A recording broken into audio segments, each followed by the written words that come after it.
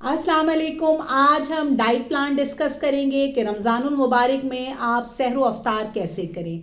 सहरी के अंदर जो है वो आप मल्टीग्रेन आटे या होल व्हीट यानी मुकम्मल गंदम का आटा या जो 4-5 आटे मिला के मल्टीग्रेन आटा होता है उसकी एक रोटी ले सकते हैं। और अगर आप इसके अंदर देसी घी लगाना चाहें तो आम ऑयल या घी से कहीं बेहतर देसी घी है, क्योंकि इसमें लो कैलोरीज होती हैं।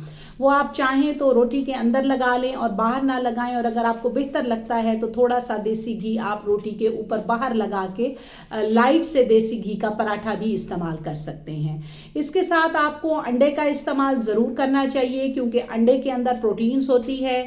ये आप ऑमलेट की शक्ल में ले सकते हैं, और अगर इसके अंदर आप ग्रीन लीफी वेजिटेबल्स को काट के डाल लें तो ये ऑमलेट और ज़्यादा हेल्दी हो जाएगा। फिर इसके साथ एक अहम चीज़ जो है वो योगर्ट या दही है।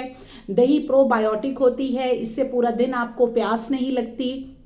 तो आपने सहरी में 1 बाउल या आधा बाउल दही का ज़रूर इस्तेमाल करने हैं। इसके साथ आप खुश्क मेवाजात ले सकते हैं 100 से 150 ग्राम्स तक, जिसके अंदर 4-5 दाने बादाम के हैं, 2-3 दाने अखरोट के हैं, पिस्ते के हैं, काजू के हैं। तो एक मुट्ठी बराबर या आधा बाउल जो खुश्क मेवाजात हैं वो आप दही में डाल के भी इस्तेमाल कर सकते हैं या अलग से भी ले सकते हैं। सहरी के अंदर आपने ज़्यादा चाय या कॉफ़ी का इस्तेमाल नहीं करना, क्योंकि इससे आपको तमाम दिन छोटा पेशाब ज़्यादा आता है और बार बार जो है वो आपको एहसास होता है कि आपको प्यास लग रही है। और सादा पानी का इस्तेमाल आप हस्बे ज़रूरत करें, क्योंकि पानी जो है उसकी कमी दौराने रोज़ा आपको नहीं होनी चाहिए।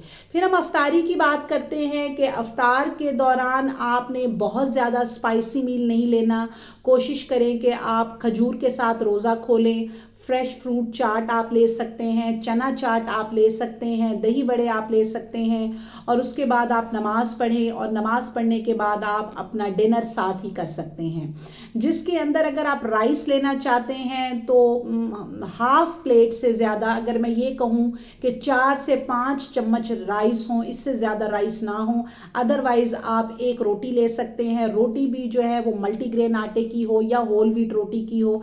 उसके साथ आप सब्ज़ी की भर के एक प्लेट ले सकते हैं, आप ग्रिल्ड चिकन ले सकते हैं, आप फिश का एक पीस ले सकते हैं, आप मटन या बीफ की 4-5 बोटियां ले सकते हैं। ये फुल ऑफ प्रोटीन्स होती हैं, और जब आप हाई फाइबर डाइट यानी वेजिटेबल्स इसमें ऐड करते हैं तो आपको कॉन्स्टिपेशन भी नहीं होगी।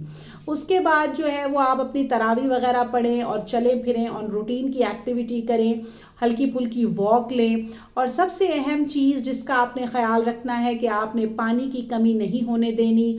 अफ्तारी से लेके सहरी के बीच तक आपने 10 से 14 ग्लास पानी के ज़रूर इस्तेमाल करने हैं।